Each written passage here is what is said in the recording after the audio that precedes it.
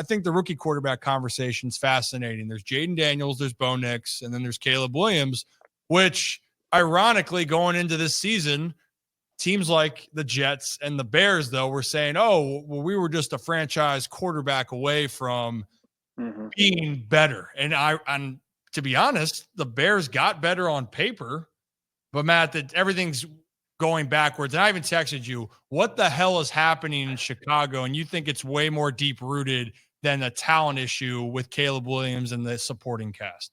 Yeah, I don't think it's a talent issue. I think that's what's interesting. You know, the general manager, Ryan Poles, I think pulled off one of the best trades we've seen in a long time when he moved out of that number one spot so the Panthers could take Bryce Young. It set them up to flip this roster over pretty quickly. So I don't see the talent issue.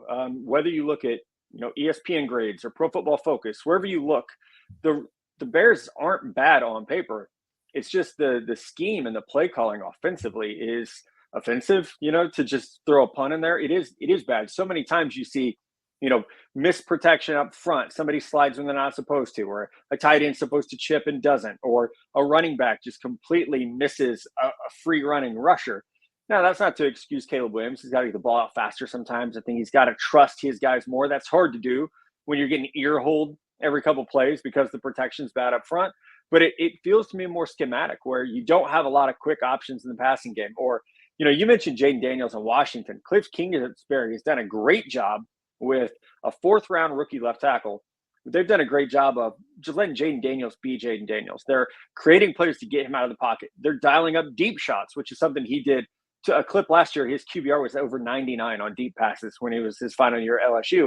We don't see any of that in Chicago. It just feels so disjointed to where I am not even close to giving up or downing Caleb Williams, but Shane Waldron and that offensive staff. And I know Matt Eberflus came out today and was like, hey, we're reevaluating everything. That just feels like a situation where the writing's on the wall. They're going to make a move after the season to get someone with, you know, who could bring some offensive creativity here, because that's really what they need in Chicago. The pieces are there. They just don't have the right person really putting those pieces in position to win. And Matt, real quick, kind of what you're just talking about. Do you think this is something, because we talk about all the time, over this offseason, it felt like the time to move on from Eberflus? Do you think it was a mistake having sort of a defensive-minded head coach try to bring along this rookie quarterback that's supposed to be the, I guess, franchise-changing player? Yeah, I think overall, yes, bad timing. I think the other side of it is, and we lose sight of this as fans and analysts sometimes, is who would you have hired? You know, right. Ben Johnson, the hot name with the Detroit Lions, he wasn't going to go to Chicago. You know, he's going to be very picky about where he wants to be, what type of ownership situation he wants to go to.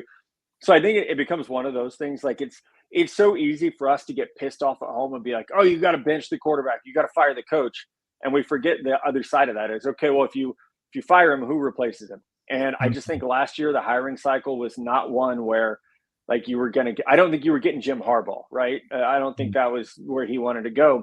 So I think the timing is better probably this cycle to get someone that can be that offensive mind for them. Yeah, and I think, too, there are almost, Matt, two different types of timelines we've now come into for young quarterbacks and almost veteran coaches, where we're seeing teams hold on to veteran coaches. But for young quarterbacks, it's almost like, okay, if you don't get the job done immediately when you come in, a la maybe like an Anthony Richardson type situation right now, or just another one of these young guys, you're out in 1.5 or 2 years. And that timeline has been so accelerated based off of what we saw in the past for a guy like Aaron Rodgers, who sat behind a guy, or Mahomes, who sat, all these guys sitting behind other quarterbacks. We're not seeing that as much anymore. So in your opinion, is it a little alarming to see kind of how the young quarterback timeline has shifted? Because apparently, you know, this Caleb Williams conversation is, yeah, he hasn't played well enough, but what does that look like for him in the future, especially if a guy like Matt Eberflus gets fired and they have to reset next year, and that all of a sudden is 2 head coaches in 2 years? Yeah, it's tough. I don't like the way we treat quarterbacks. I don't like the idea of, you mentioned Anthony Richardson.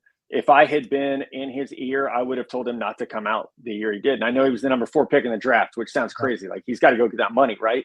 No, not in an era of NIL. He doesn't. He could have transferred from Florida. He could have stayed at Florida. You need experience. And I think that's a big part of the problem we're seeing is guys come out of college where they're not playing a ton, like an Anthony Richardson, and they're immediately asked to be something they're not.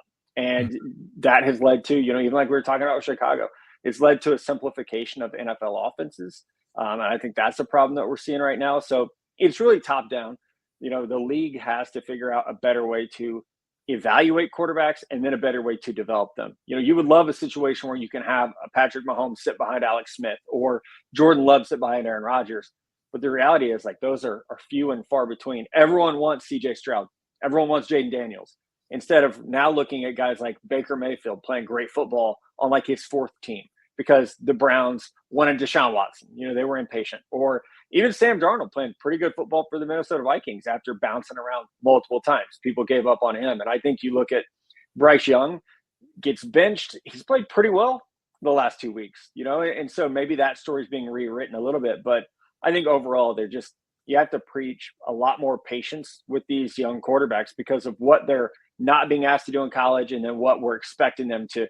They're expected to be great immediately instead of realizing that if you're going to throw a guy out there, especially like Richardson, who had 12 starts in college, if you're going to throw him out there, you got to ride with the ups and downs because that's the nature of what you're getting. Yeah, no doubt about that, especially the inexperience. People can say all they want. Experience matters in whatever you do, and then there has to be a learning curve with how much talent you even have. It doesn't matter. But in a business now where the NFL franchise quarterback becomes then the face of your franchise, face of your business, if they don't perform well, then people lose their jobs. I think that's what we're seeing more and more.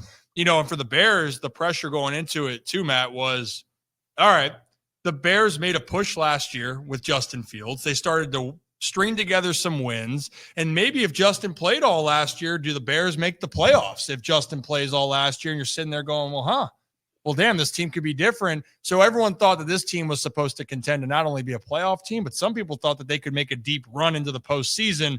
And then these expectations are all the way up here when you're like, hey, by the way, Caleb Williams and this offense and these pieces, you're going against a Lions team that is surging. The Green Bay Packers that have probably one of the best foundations, I'd like to say. Like one of them, I'd say Baltimore similar foundationally, organizationally. And then who's the other team? Oh, yeah, Minnesota, that Kevin O'Connell and that coaching staff has really changed around the culture there consistently. So, woof, I'm glad I'm not a Bears fan.